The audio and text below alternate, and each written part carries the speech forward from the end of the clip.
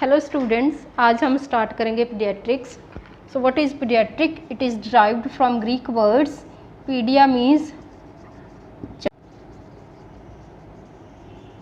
And ics means branch of science.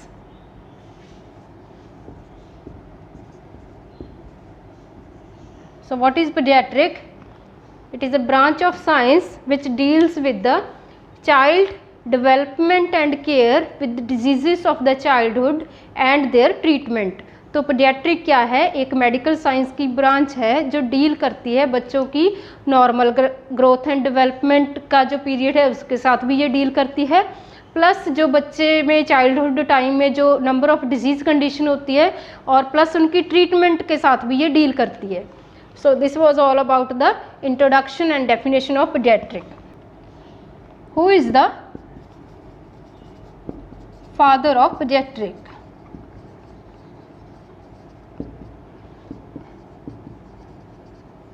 Abraham Jacob is the father of pediatric science.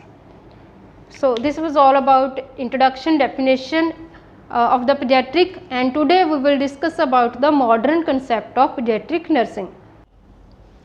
So next is the modern pediatric. Modern paediatric concept में हम पढ़ेंगे कि पहले paediatric nursing थी, पहले किन points पे फोकस किया जाता था और अब रीसेंट ट्रेंड्स उसमें क्या क्या चेंजेस आ गई हैं। अब पीडियाट्रिक किन चीज़ों पे बेस्ड है, उनका मॉडर्न कंसेप्ट किन चीज़ों से शिफ्ट होके और रीसेंट किन चीज़ों पे फोकस हो रहा है। तो जनरली अगर हम बात करें तो पहले पीडियाट्रिक में अगर कोई बच्चा बीमार हो गया तो पहले क्या होता था कि बच्चे को एज ए अडल्ट केयर ही दी जाती थी हॉस्पिटल में, उनके लिए कोई स्पेशल वार्ड, स्पेशल हॉस्पिटल नहीं थे।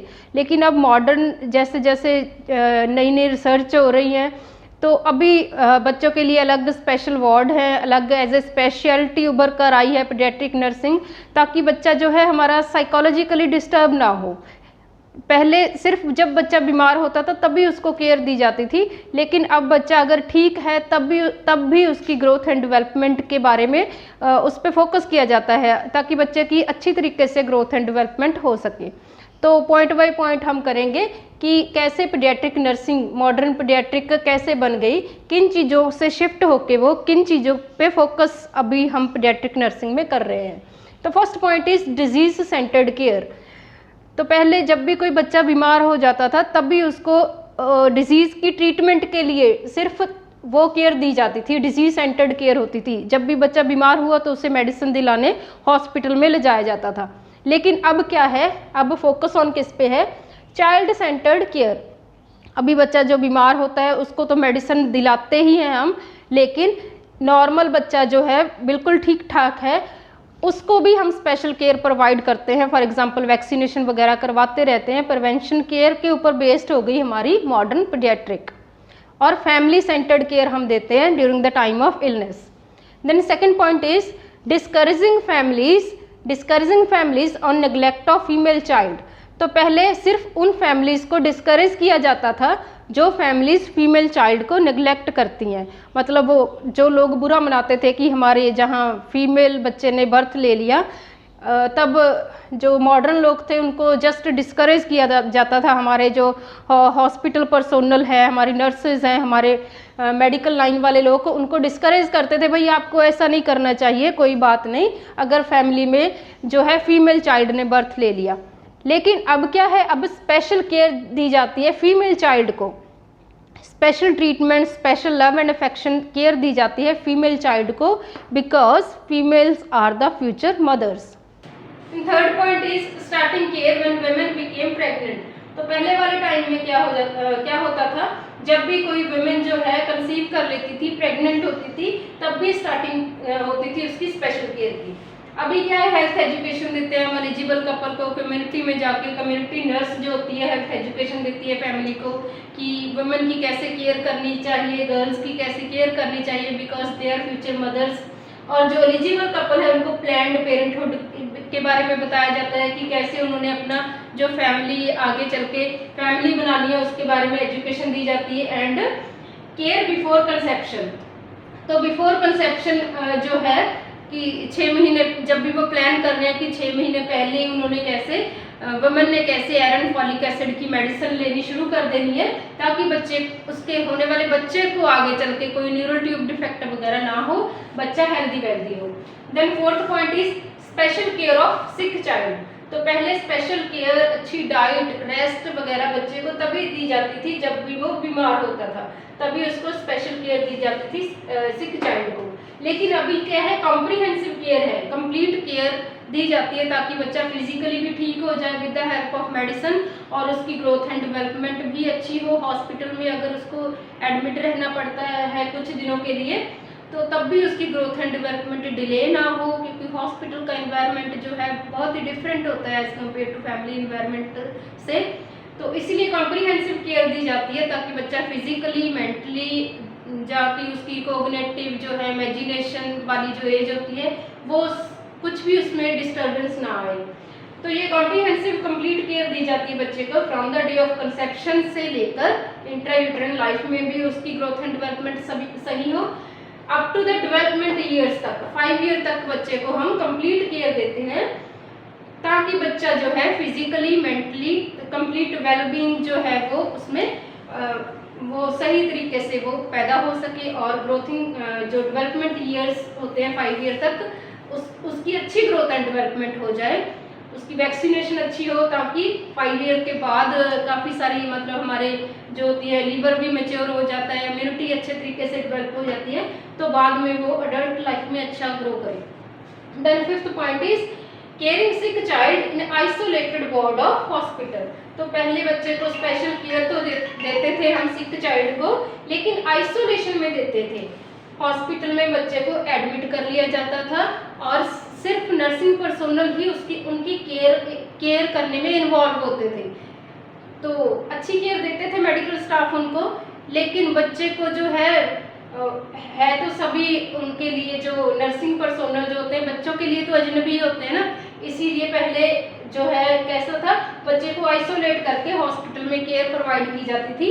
लेकिन अभी होलिस्टिक केयर दी जाती है बच्चे को, बच्चे के फैमिली मेम्बर्स, बच्चे की क्लास टीचर भी उसमें इन्वॉल्व हो जाती है ताकि बच्चे को जो है अनफैमिलियर एनवायरनमेंट फील ना हो। अगर सिर्फ हेल्थ पर्सोनल इन्वॉल्व होंगे तो बच्चे को अनफैमिलियर वहाँ पे फील होगा। इसीलिए अभी पेरेंट्स में से बच्चे की मदर, बच्चे का फादर, जब किसके भी साथ बच्चे की फैमिली में ज़्यादा अटैचमेंट है और एज वेल एज उनके टीचर भी बच्चे की केयर में इन्वॉल्व हो सकते हैं अगर बच्चा कोई सीरियस है और उसे हॉस्पिटल में रहना पड़ा है कुछ दिनों के लिए। तो ये थे हमारे 5 पॉइंट। नेक्स्ट पॉइंट हम लेटर ऑन डिस्कस करते हैं। Sixth point is illness oriented care. In the previous years only illness based treatment was given to the sick child, but now there is health promotion oriented care। अब क्या है, health promotion वाली care दी जाती है बच्चों को, जो बीमार हैं उनको भी और जो नहीं बीमार उनको भी हम हेल्थ प्रमोशन वाली केयर देते हैं। फॉर एग्जांपल वैक्सीनेशन देते हैं बच्चे को from the first day of birth के बाद ही बच्चे को BCG की वैक्सीन दी जाती है, विटामिन K दी जाती है ताकि बच्चे को 1-2 साल के लिए हम ट्यूबरक्लोसिस वगैरह से बचा के रखें। और मेनली 5 ईयर तक बच्चों को वैक्सीनेशन वगैरह दी जाती है ताकि बच्चे के इंटरनल ऑर्गन जो है प्रॉपरली मेच्योर हो जाएं और बच्चे में जो है एक्टिव एंड पैसिव इम्यूनिटी जो है वो डेवलप हो जाए। Then 7th point is not allow parents to be with the child during hospitalisation. Previously there was a trend that parents were not allowed to be with the child during the time of hospitalization। जब भी बच्चा कोई admit होता था, hospitalisation मतलब जब भी बच्चा हमारा सिक चाइल्ड जो है हॉस्पिटल में एडमिट है, तो जब भी हॉस्पिटलाइजेशन वाले डेज होते थे बच्चा हमारा हॉस्पिटल में एडमिट है, तभी जो है मेडिकल जो है हॉस्पिटल के रूल्स ही ऐसे होते थे कि पेरेंट्स अलाउड नहीं थे कि बच्चे के साथ अंदर रह सके या उनकी केयर प्रोवाइड उनको कर सके। लेकिन अब क्या है, parents can involve in care of child during the time of hospitalisation. अभी बच्चे के पेरेंट्स जो हैं इन्वॉल्व हो सकते हैं डेली की रूटीन केयर, जो उन्होंने बच्चे को अपने को नहलाना है, साफ़ कपड़े पहनने हैं, कोई नॉर्मल मेडिसिन देनी है अकॉर्डिंग टू द डॉक्टर्स की प्रिस्क्रिप्शन के अकॉर्डिंग, तो पेरेंट्स जो है इन्वॉल्व होते हैं during the time of hospitalisation बच्चे की केयर में, तभी जो बच्चा है साइकोलॉजिकली ठीक फील करता है during the time of hospitalisation. Then 8th point is care was only hygiene and treatment oriented. पहले क्या था, जो बच्चा हमारा सिक है, एडमिट है हॉस्पिटल में, उसकी साफ़ सफाई का ख्याल रखा जाता था और उसको ट्रीटमेंट दी जाती थी according to the disease condition. लेकिन अब क्या है, अभी ट्रीटमेंट तो हम देते ही देते हैं, बट साथ में बच्चे को हम थोड़ा उसका warm and love oriented care का भी साथ में ख्याल रखते हैं, क्योंकि जब भी पेरेंट्स इन्वॉल्व हो जाएंगे तभी बच्चे को, हर एक जो बच्चा एडमिट है हॉस्पिटल में, वो अपने अपने बच्चे को warm and love oriented care provide कर सकते हैं, ताकि बच्चे में आगे चल के साइकोलॉजिकल प्रॉब्लम्स ना हो और बच्चे में आगे चल के बिहेवियरल प्रॉब्लम्स ना हो। Then 9th point is provide routine care. तो पहले routine care as a adult बच्चे को ट्रीट किया जाता था, जैसे अडल्ट हॉस्पिटल में एडमिट है और उसको मेडिसिन देनी है सिर्फ और उसकी हाइजीन का ख्याल रखना है, वैसे ही रूटीन केयर बच्चों को भी दी जाती थी। लेकिन अब वो तो रूटीन केयर तो क्वालिटी केयर तो देनी है, साथ में बच्चे का जो है रिक्रिएशन का ख्याल रखा जाता है, बच्चे को कार्टून वगैरह वहाँ पे चलाकर दिए जाते हैं ताकि टाइम पास हो जाए बच्चे का। नंबर ऑफ़ इंडोर जो गेम्स हैं, चेस वगैरह, वो बच्चा ड्राइंग वगैरह हॉस्पिटल में कर सकता है। तो साथ में न्यूट्रिशन, स्पेशल डाइटिशियन जो होते हैं डिजीज़ कंडीशन के अकॉर्डिंग बच्चे की डाइट प्लान करते हैं during the time of sickness. तो quality care plus recreation and nutritional care वगैरह साथ में अभी ऐड हो गई अभी मॉडर्न पीडियाट्रिक में। Then 10th point is traditional practice. जो पहले होता था वही आगे चल के काफ़ी टाइम चला आ रहा था हमारी ट्रेडिशनल प्रैक्टिस, मतलब ओल्ड ट्रीटमेंट पे ही बेस्ड थी हमारी पीडियाट्रिक पहले, लेकिन अभी है एविडेंस बेस्ड प्रैक्टिस। अभी जो पॉइंट जिस भी मेडिसिन का हमारे पास प्रूफ नहीं है कि ये बच्चे के लिए अच्छी है या नहीं है, और जिस पे भी रिसर्च नहीं हुई है, वो हम बच्चे को दे नहीं सकते। एविडेंस मतलब हमारे पास प्रूफ होना चाहिए, बच्चे को जो भी हमने मेडिकल केयर देनी है, बच्चे को जो भी हमने नर्सिंग केयर देनी है, वो हमारे पास प्रूफ होना चाहिए कि ये हमारे बच्चे के लिए अच्छी है।